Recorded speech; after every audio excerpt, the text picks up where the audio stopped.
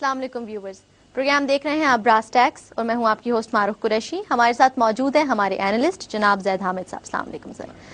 Viewers, آپ کو پتا ہے کہ ہم نے سلسلہ شروع کیا ہوا ہے نعمت اللہ شاہ ولی کے حوالے سے، اللہ کے ولی جن کے بارے میں ہم ڈسکس کر رہے ہیں براس ٹیکس کی اس اسپیشل ایڈیشن میں.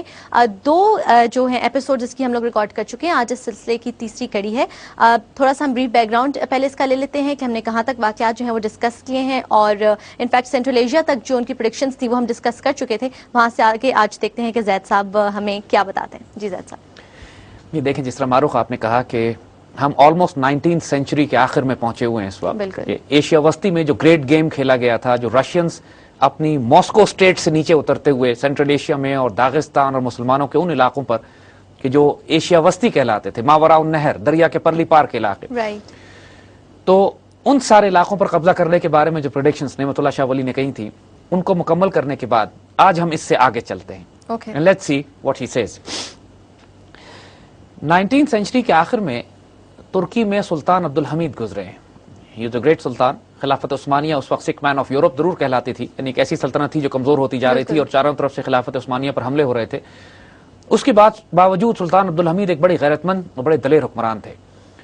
انہوں نے اس زمانے میں جب انگریزوں نے کوئی توہین رسالت کے حوالے سے کوئی کارٹونز یا کوئی ڈرامے بنانے کی کوشش کی یورپ میں اور فرانس میں اور لندن میں، تو اس وقت سلطان عبدالحمید نے اپنی تمام تر کمزوری کے باوجود، وہ اتنے جلالی اور حضور سے محبت کرنے والے تھے، انہوں نے فرینچ اور برٹش ایمبیسڈرز کو بلایا اور ملٹری یونیفارم میں ان سے ملنے کے لیے گئے اور تلوار میز پہ رکھ کے کہا کہ اگر وہ ڈرامے تم نے پیرس اور لندن میں بند نہیں کرائے تو خلافت عثمانیہ تم پر اعلان جنگ کرے گی.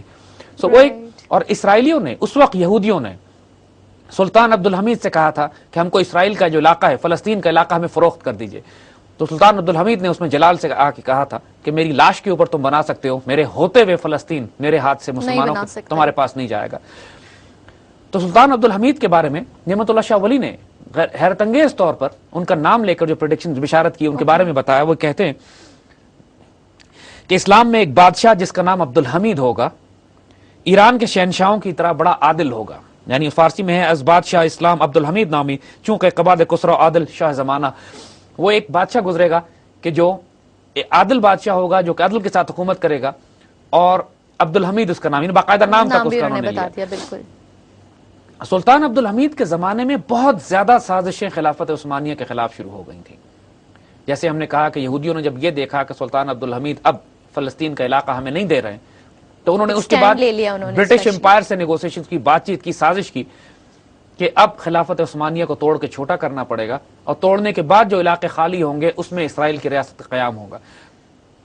تو آپ کو یاد ہوگا کہ پہلی جنگ عظیم کے بعد انہوں نے بیلفور ڈیکلیریشن کی تھی. پہلی جنگ عظیم کے بعد خلافت عثمانیہ ٹوٹ گئی، اور بیلفور ڈیکلیریشن کی تھی کہ جس میں برٹش امپائر نے لارڈ راسچائلڈ کو، جو یہودی بینکر تھا، اس کو خط لکھ کے کہا تھا کہ اب یہودیوں کو خوشخبری دے دیجئے کہ برٹش گورنمنٹ جو ہے اب فلسطین میں ایک اسرائیل کی ریاست قیام وجود میں لانا چاہتی ہے. تو یہ ساری سازشیں خلافت عثمانیہ کے خلاف سلطان عبدالحمید کے زمانے میں ہوئی، اس زمانے میں. اس کے اوپر نعمت اللہ شاہ ولی ایک اور بڑا خوبصورت شعر کہتے ہیں کہ نصارہ دشمنی سے اس پر چاروں طرف سے حملے کریں گے، اس کے ملک پر ہیلے اور بہانے سے قبضہ ہو جائے گا.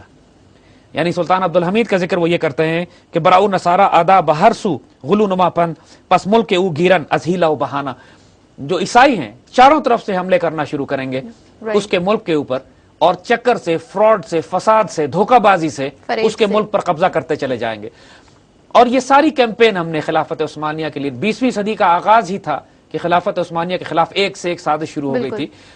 1912 میں جو بیلکن وار شروع ہوتی ہے، بلقان کی جنگ شروع ہوتی ہے، اور ساتھ ساتھ طرابلس کی جنگ ہوتی ہے. تو یہ وہ وقت ہوتا ہے کہ جب علامہ اقبال نے بھی وہ خوبصورت شعر کہے تھے فاطمہ بنت عبداللہ کے حوالے سے، وہ بچی جو خلافت عثمانیہ کو بچانے کے لیے طرابلس میں جنگ کرتی ہے، غازیوں کو پانی پلاتے ہوئے شہید ہوتی ہے. وہ سارے یہی واقعات ہیں کہ نصارہ چاروں طرف سے، بیلکن وار میں سربیا، مونٹینیگرو اور جو بیلکنز کے ریجنز تھے، انہوں نے بغاوت برپا کی خلافت عثمانیہ کے خلاف. تو اس کے بارے میں نعمت اللہ شاہ ولی نے حیرت انگیز پریڈکشنز پہلے کی تھی کہ خلافت عثمانیہ کا جو زوال ہوگا، جو اینڈ میں ہوگا عبدالحمید کے دور میں، کیا فساد شروع ہو جائیں گے.